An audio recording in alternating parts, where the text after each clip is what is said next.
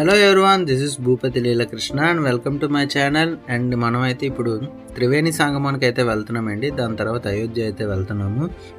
And మనం దీనికి ముందు వీడియో చూడకపోతే చూసేయండి, అది వారణాసి పార్ట్ 2 అనమాట. కాశీ తర్వాత మనం సాయంత్రం చేసే ప్రయాణం త్రివేణి సంగమం. ఇక్కడి నుంచి మనం త్రివేణి సంగమానికి వెళ్ళి అక్కడి నుంచి అయోధ్య అనమాట. ఇప్పుడు ఆల్మోస్ట్ ఈవినింగ్ అయిపోయింది. ఈవినింగ్ అయిపోయింది కాబట్టి మనం బేగా అక్కడికి చేరుకోవాలి. ఆల్మోస్ట్ ఇప్పుడు దాకా మనం 200 కిలోమీటర్స్ దగ్గర మనం జర్నీ చేసాం. ఇక్కడి నుంచి ఒక 50-60 రేడియేషన్లో అయితే ఉంది. ఈవినింగ్ అంటే టైం ఎంత అవ్వలేదండి, 3 అలా అవుతుంది అనమాట. ఇక్కడ వర్షం క్లౌడీగా ఉండడం వల్ల మనకి ఈవినింగ్ అయిపోయిన ఫీలింగ్ అయితే వస్తుంది. సో మా రోడ్ జర్నీ ఎలాగుందనేది మొత్తం అంతా ఈ ట్రిప్లో ఈ వీడియోలో మొత్తం అంతా మీరు చూస్తారు. మనం సిటీలోకి అయితే ఎంటర్ అయిపోయాం. ఇక్కడి నుంచి మనకి ఒక అరౌండ్ 3 కిలోమీటర్స్ అయితే చూపిస్తుంది. అంటే మనం ఆ వాటర్ పైన బ్రిడ్జ్లోంచి అయితే వెళ్తున్నాం అనమాట. అంటే బ్రిడ్జ్ పైనుంచి, ఇది ఒక బ్రిడ్జ్, ఒక వాటర్ చూస్తున్నారు కదా లెఫ్ట్ సైడ్, అలా మనం దీని పై నుంచి వెళ్ళి అవతల పక్క గట్టుపైకి అయితే మనం చేరుకోవాలి. లెఫ్ట్ సైడ్ కనిపిస్తుంది కదా కొంచెం చివరికి.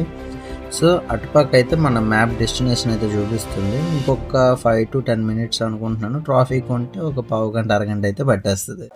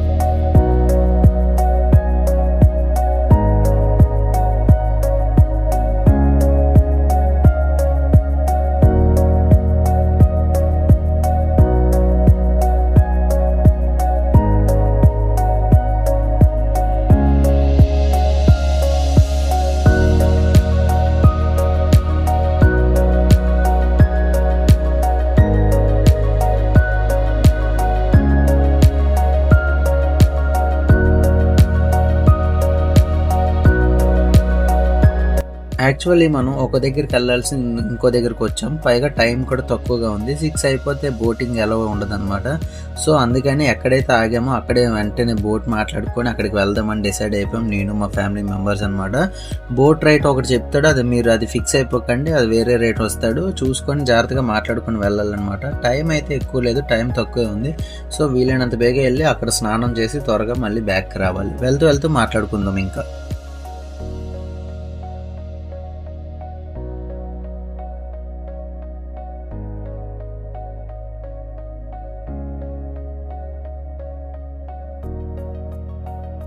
మనోడు ఏం చెప్తున్నాడంటే 6 అయ్యాకంటే బోట్ అనేది అసలు అలో చేయరంట లోపలికి. అంటే లోపల ఉన్న వాళ్ళకి ఓకే, ఇక్కడి నుంచి స్టార్ట్ అయ్యే వాళ్ళకి 6 అయ్యాక నాట్ అలౌడ్ అంట.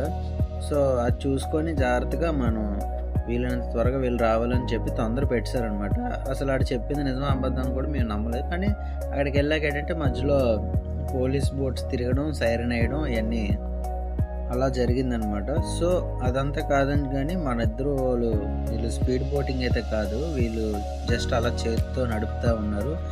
వీళ్ళని త్వరగా తీసుకెళ్తామని అయితే చెప్తున్నారు అనమాట. వీళ్ళు చాలా వీడియోస్లో ఉన్నారు, నేను చూసాను కొన్ని యూట్యూబ్ వీడియోస్లో ఉన్నారు వీళ్ళు. ఇక్కడ కనిపిస్తున్న బోట్స్ ఉన్నాయి కదా, ఇద్దరు పెద్ద మనుషులు స్నానం చేయడానికి డ్రెస్సింగ్ అవుతున్నారు కదా. సో ఆ 2 బోట్ల దగ్గరికి మనం తీసుకొచ్చారు. ఇక్కడ మధ్యలో 2 బోట్స్ మధ్యలో ఒకటి ఉంటుంది, అందులోకి దిగాలన్నమాట. ఇదే త్రివేణి, మొత్తం 3 నదులు కలిసిన చోటు అనమాట. సాయంత్రం అయిపోవడం కలర్ వేరియేషన్స్ తెలియట్లేదు, కానీ ఇక్కడ మనం వీలైనంత త్వరగా వెళ్ళి మన పని ముగించుకొని మళ్ళీ తిరిగి మన బోట్లోకి అయితే రావాలి. మేమైతే ముగ్గురం వెళ్ళాం అనమాట. ముగ్గురం వెళ్ళి మా స్నానం కంప్లీట్ చేసుకొని త్వరగా మళ్ళీ బోట్ అయితే ఎక్కేసాం. ఎందుకంటే ఎక్కువ టైం అవ్వదు అక్కడ స్నానం చేయడానికి, చాలా తక్కువ టైం ఉంటుంది. కార్తీక మాసం కాబట్టి ఇక్కడ నదుల్లో దీపాలు వదులుతున్నారు అనమాట. చూడండి వ్యూ ఎంత బాగుంది. ఇందాక మనం వచ్చిన బ్రిడ్జ్, ఇక్కడ దీపాలు అబ్బో మామూలు లేదు. మీరైతే తప్పకుండా ఇలా నైట్ టైం ఒకవేళ వస్తే సాయంత్రం పూట బోటింగ్ అయితే ఎంజాయ్ చేస్తారు. ఎందుకంటే డే టైం కన్నా నైట్ కొంచెం చీకటి పడినప్పుడు చాలా బాగుంటుంది. చూస్తున్నారు కదా ఎన్ని దీపాలు వదిలారు, లెక్కలేనన్ని దీపాలు అయితే ఉన్నాయి. సూపర్గా ఉంది. మన బోట్ పక్క ఒకటి వచ్చింది, మామూలు లేదు. మళ్ళీ మనం ఈ నైట్ అయితే రిటర్న్ అయిపోతున్నాం. మళ్ళీ ఇక్కడ నుంచి మనం అయోధ్య అయితే బయలుదేరుతున్నాం అనమాట. అంటే త్రివేణి దగ్గర నుంచి అయోధ్యకి ఇప్పుడు ఇక్కడ నుంచి ఏ నైట్ అయినా ఇంకా ఇంకా లాస్ట్ స్టాప్ ఇంకా అయోధ్య అనమాట. ఇంకా అక్కడికి వెళ్ళాక అక్కడ రూమ్ తీసుకోవడం ఇలా జరుగుతుంది. చూద్దాం ఏం జరుగుతుంది ఏంటో. ఆల్మోస్ట్ నైట్ 11 అయిపోయింది. 11ఏనా చూస్తాను ఆగండి ఒకసారి. 11 ఎగ్జాక్ట్గా 11 నైట్. మామూలుగా లేదు, డ్రైవింగ్ చేసి మొత్తం అసలు జర్నీ కలట్లేదు. మా అద్దం మీద పొగ మంచులాంటిది పడిపోతుంది. అలా ఎంత వైపు వేసినా చిన్న చిన్న జల్లు పడిపోతున్నాయి. ఆ త్రివేణి సంగమం చూసుకొని అయోధ్యకి రూట్ పట్టుకొని వచ్చినప్పుడు చిన్న చిన్న జల్లులు పడిపోతున్నాయి అద్దం మీద. చాలా జరకు వస్తుంది. స్లో డ్రైవింగ్ అనమాట. నా ఫ్యాన్ యాప్స్ నా ఫ్యాన్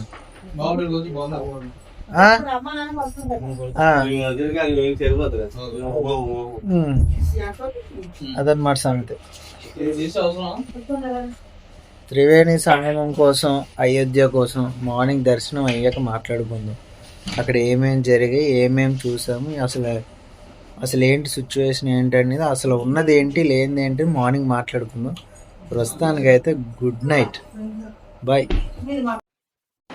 గాయ్స్. Good morning. అనుకోండి మా రూమ్ ఇదైతే ఇలా ఉంది. ఇక మా వాళ్ళంతా ఎక్సర్సైజులు చేస్తున్నారు టకటకమని.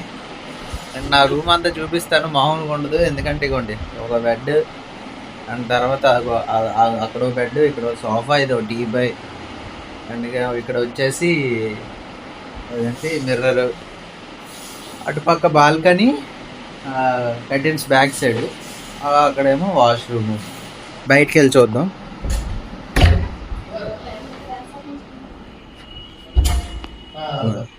ఇది కొత్తగా కన్స్ట్రక్షన్ చేశారనమాట. పక్కనే అక్కడి నుంచి 4 km టెంపుల్. 4 km చూసారా పక్కన అంతనా. ఇంకా కొత్తగా కట్టారు. ఇది హైవే పక్కనే, హైవే అక్కడ ఉంది, హైవే అదనమాట.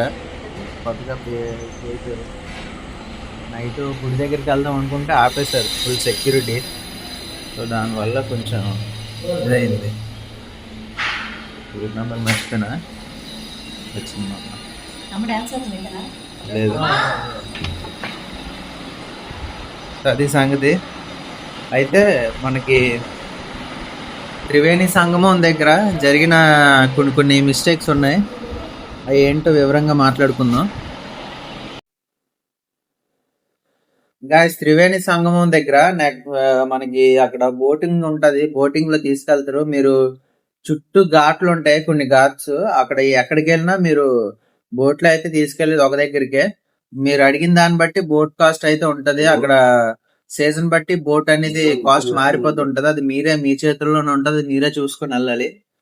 ఆ తర్వాత వచ్చేసి అక్కడికి వెళ్ళాక లోపల దింపి స్నానం చేయించడానికి అక్కడ కూడా మనిషికి 200 అలా తీసుకుంటాను అని అంటారు. కానీ మీరు అడగండి, ఖచ్చితంగా మనిషికి 100 ఇస్తాం అది ఇదని. ఎందుకంటే ఎక్కువసేపు ఉన్నోడు. దిగామా, 3 ములకలు వేసామా, పైకి వచ్చామా అంతే. దిగిన తర్వాత వెంటనే చేతిలో 3 కొబ్బరికాయలు ఇచ్చి పాలు ఇస్తాడు వదిలేమని. పొరపాటున అంటే మీకు ఇంట్రెస్ట్ ఉంటే చేయండి, లేకపోతే లేదు. దానికి కూడా 250 దగ్గర ఛార్జ్ చేస్తాడు.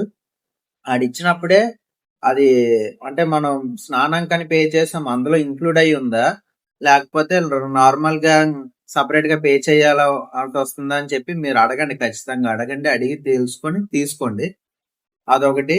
నెక్స్ట్ వచ్చేసి అక్కడ మీరు ఏ ఘాట్ లో దిగినా తీసుకొచ్చేది ఒక దగ్గరికే. అక్కడ పక్కన గంగా నది అనమాట, ఫాస్ట్ గా వెళ్ళిపోతుంటది. ఆ వే మనకు తెలుస్తాయి వేవ్స్, కాబట్టి చూసుకోవచ్చు. మనకి లెఫ్ట్ లోని రైట్ లోని 3 నదులు కలిసే ప్లేస్ లో ఆపి స్నానం చేయిస్తాడు, లైఫ్ గార్డ్స్ ఇచ్చి. అది చూసుకోండి. ఇంకొచ్చేసి అయోధ్య దగ్గరికి నైట్ చేరుకున్నాం. నైట్ చేరుకున్న తర్వాత మాకు ఆల్మోస్ట్ 11 అయిపోయింది నైట్. ఇంకా రూమ్ తీసుకున్నాం, లగేజ్ అది అక్కడ వదిలేసి, అక్కడే స్నానం వదిలేసి, కార్లో వదిలేసి వచ్చాం పైకి. ఎర్లీ మార్నింగ్ 7 కల్లా లేచాము. ఇక్కడ వచ్చేసి దర్శనం టైమింగ్స్ మార్నింగ్ 7 స్టార్ట్ అవుతుంది, ఆఫ్టర్నూన్ 12 కి క్లోజ్ అవుతుంది, మళ్ళీ 1 నుంచి స్టార్ట్ అవుతుంది అనుకుంటా. ఈవినింగ్ 8-9 దాకా ఉంటది. చూసుకొని రండి, మన తెలుగు వాళ్ళు ఎవరైనా ఇక్కడికి వచ్చి కొత్తగా చేసుకోవాలనుకున్న వాళ్ళు చాలా జాగ్రత్తగా చూసుకొని డబ్బులు కూడా ఖర్చు పెట్టండి. ఒక్కోసారి మనం అనుకోకుండా ఎక్కువ ఖర్చు అయిపోతుంటది. ఇక్కడికి వచ్చినప్పుడు ఫ్యామిలీతో వచ్చిన వాళ్ళు ముఖ్యంగా అందరూ అనుకుని ఒక మాట మీద వెళ్ళడం అయితే చెయ్యండి. ఒక్కొక్కరు ఒక్కొక్క మాట మీద ఉండకండి. చాలా జాగ్రత్తగా ఉండండి ఇక్కడ. హోటల్ ఫ్రంట్ వ్యూ వచ్చేసి ఇలా ఉందన్నమాట. చాలా బాగుంది. పక్కనే వరి పంటలు, ఏవో పంటలు ఉన్నాయి, కంది చేనులు ఇవన్నీ ఉన్నాయి. ఇదండి హైవే నంబర్ ఇది 330 NH అన్నమాట. చూసుకుంటే మాది వచ్చి హోటల్ పేరు ది యష్ హోటల్ అట. మీకు గుర్తుంటుంది బాగా, రాకీ బాయ్. ఆటో ఎక్కి ఇక్కడ దిగామన్నమాట. ఈ జంక్షన్ దగ్గర వదిలిపెట్టాడు. ఇక్కడి నుంచి అరౌండ్ ఒక 1-2 కిలోమీటర్స్ నడవాలి. నడిచిన తర్వాత మనకి స్ట్రైటే, ఇంకేం లేదు, అలా స్ట్రైట్గా వెళ్తుంటే మనకి టెంపుల్ అనేది వచ్చేస్తుంది అనమాట. త్వరగా వెళ్దాం. ఇంకో ఇక్కడ కనిపిస్తున్న విధంగా బ్యారికేడ్స్ దగ్గర అయితే దింపేశాడు అనమాట. ఇక్కడి నుంచి మళ్ళీ మనం లోపలికి నడుచుకుంటూ వెళ్ళాలి. అక్కడికి వెళ్ళాక యాస్టేజ్ మనకి సేమ్ మొత్తం రోడ్ అంతా ఇలానే ఉంటుంది. అందరూ బై వాక్లోనే వెళ్తున్నారు. కొంతమంది ఆఫీసులకి వాటికి వెళ్ళిన వాళ్ళు ఏంటంటే ఇలా 2 వీలర్స్ మీద వెళ్ళిపోతున్నారు. ఇటువంటి టెంపుల్ దగ్గర ఇలా ఉంటుంది అనమాట. మనం అక్కడ లెఫ్ట్కి కట్ అయిపోవాలి. చాలామంది జనాలు నడుస్తున్నారు గిరి ప్రదక్షిణ లాగా. అది అసలు ఎక్కడికి వెళ్తున్నారు ఏంటో తెలియట్లేదు. కానీ టెంపుల్ వైపు అయితే రావట్లేదు. టెంపుల్కి వెళ్ళే వాళ్ళు వేరే వస్తున్నారు. ఇలా వాకింగ్కి వెళ్ళే వాళ్ళు మాత్రం ఎక్కడికో వెళ్ళిపోతున్నారు. అంటే ఏదైనా వాటర్ దగ్గరికి వెళ్ళి అక్కడ వస్తున్నారో తెలియదు, లేకపోతే ఎటు వెళ్తున్నారో తెలియదు. కానీ చాలామంది గిరి ప్రదక్షిణలో అయితే నడుస్తున్నారు. మనం ఆర్చ్లోకి ఎంటర్ అవ్వగానే మనకి అక్కడి నుంచే స్టార్ట్ అయిపోతుంది అనమాట. ఇలా క్యూ సిస్టమ్ అనేది చాలా బాగుంటుంది. అలాగే మన సెల్ ఫోన్స్ పెట్టుకోవడానికి లాకర్ సిస్టమ్స్ ఎక్కడ ఉంటాయని అడిగితే ఫ్రంట్లో సెక్యూరిటీ, మీరు ఇంకా ఫ్రంట్కి వెళ్ళిపోండి, ఇంకా ఉంటాయి ముందుకి టెంపుల్ దగ్గరలోనే ఉంటాయి అని అయితే చెప్పారు. చూద్దాం. ఎక్కడ మనం దర్శనం అయితే కంప్లీట్ చేస్తాం. ఫోన్స్ ఇక్కడ లాకర్లో పెట్టుకోవచ్చు అనమాట. 1 to 30 ఈ లాకర్ నెంబర్సే గుర్తుపెట్టుకోండి. ఎందుకంటే అవైతేనే మీరు దర్శనం చేసుకుని బయటికి రాగానే ఫస్ట్ కనిపించే లాకర్ నెంబర్స్ అయితే అవే. ఇక్కడ ఒక ఉడతనైతే పెట్టారు, చాలా బాగుంది. అదేదో అంటే అది తింటున్నట్టు ఉడతని. అంటే అయోధ్య రాముడి టెంపుల్ కదా, సో మనకి ఇక్కడ టెంపుల్ బయట ఇలా ఉడతని అలా పెట్టారు. బాగుంది, చూడడానికి చాలా బాగుంది.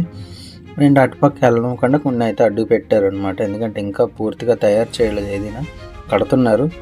ఇక్కడికి వచ్చే ఫండ్స్తోనే వాటితోనే మరి కదా గవర్నమెంట్ కట్టాల్సి ఉంది. సో దానివల్ల చాలా బాగుంది చూడడానికి. ఇంకా ఉంది, బోల్డ్ అంత ఉంది టెంపుల్. దర్శనం అయితే అయిపోయింది. ఇంక ఇక్కడికి వచ్చి ఇలా ఫుడ్ చేద్దామని అయితే ఆగాము. అండ్ ఇక్కడ ఒక మీల్స్ అయితే తీసుకొని ఫుడ్ అయితే కంప్లీట్ చేసుకొని ఆ తర్వాత మళ్ళీ మనం గయాకి అయితే వెళ్ళాలి. గయా తెలుసు కదా, అక్కడ అది వచ్చేసి బీహార్ అనమాట. బీహార్లో ఉంది. సో ఇక్కడ నుంచి మా జర్నీ బీహార్కి అనమాట. మేము రూమ్ కూడా చెక్అవుట్ చేస్తాం. ఫుడ్ అయిపోగానే అక్కడికి ఇంక బీహార్లోకి వచ్చిన దగ్గర నుంచి ఆగుతూనే ఉన్నాం. ఈడు అలా ఆపుతూనే ఉన్నాడు. ఈయన దాటి వెళ్ళిపోదాం అంటే ఈడు ముందు బోల్డ్ లారీలు ఉన్నాయి లైన్గా క్యూలో, అందుకే ఆగాల్సి వస్తుంది. అస్సలు రోడ్లు ఏం బాగాలే, పెద్ద గొయ్యలు, మామూలు లేదు. మాకు సరదా తీరిపోతుంది నైట్ జర్నీ, మామూలు లేదు. గాయస్, ఇంక ఈ వీడియో ఎక్కడితో సమాప్తం. మళ్ళీ తిరిగి మనం గయాలో కలుసుకుందాం. అండ్ బాయ్ అందరికీ. అండ్ మన ఛానల్ని సబ్స్క్రైబ్ చేసుకొని మన వీడియోస్కి లైక్లు కొట్టండి. అండ్ నెక్స్ట్ వీడియోలో మళ్ళీ కలుద్దాం. See you then, bye.